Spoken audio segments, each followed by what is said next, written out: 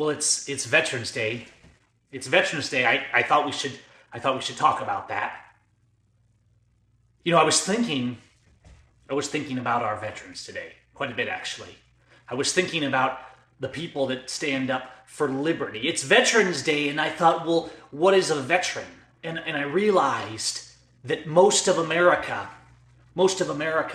doesn't know what a veteran really is, because we don't see enough veterans of liberty in our society and our actions. But what is a veteran in truth? A veteran at its fundamental level. I mean, we can go to a dictionary, and a veteran is simply someone who is experienced. They're a veteran of something. You can be a veteran of driving your car. You can be a veteran of going to work. I'm in the image making trade. I'm a veteran of making photographs.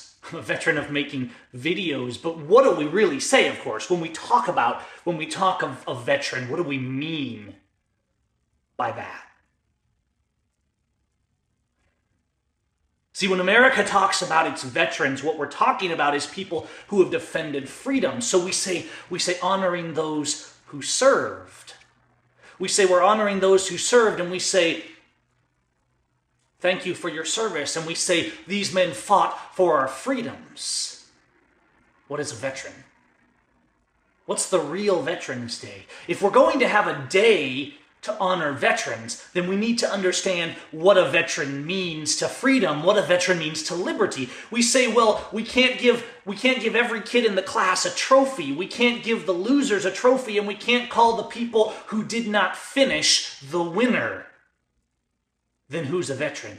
Well, a veteran is those that defend liberty. See, if we go back to Lexington Concord, these are veterans. Now, few would dispute this, and yet, if we call a veteran someone who is not a member of our modern government armed services, they shame us. Now, this is called civilian shaming. I get it quite a great deal, because I didn't sign a dotted line and join a military or put on a uniform or become an officer or go overseas. If I have an opinion on what a veteran is based upon history, I am shamed. Many of you who stick to values and principles have been veteran shamed. But the only shame is to not stand for liberty in the first place. You see, Lavoy Finicum is a veteran. He's a veteran of defending liberty and freedom, and he died for it. He laid down his life for his friends. And people mock and they deride.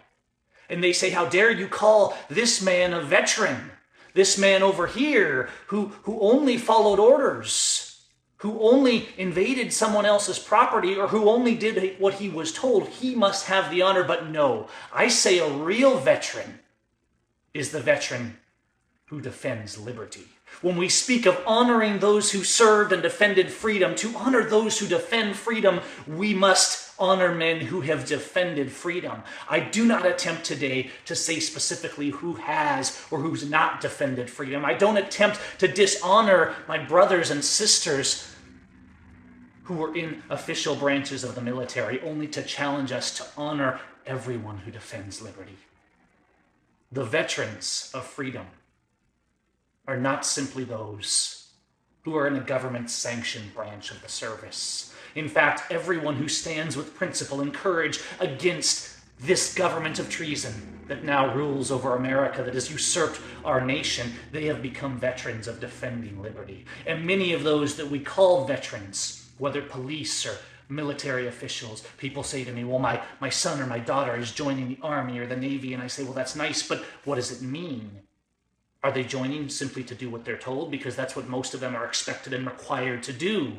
Most of them will not come out veterans of liberty, even if their hearts were right to start with, because they did not necessarily go and defend liberty. A veteran of my freedom, a veteran of defending freedom is the man or the woman who stands up regardless of the patch or the uniform they wear, the color of their skin, or the faction from which they stem.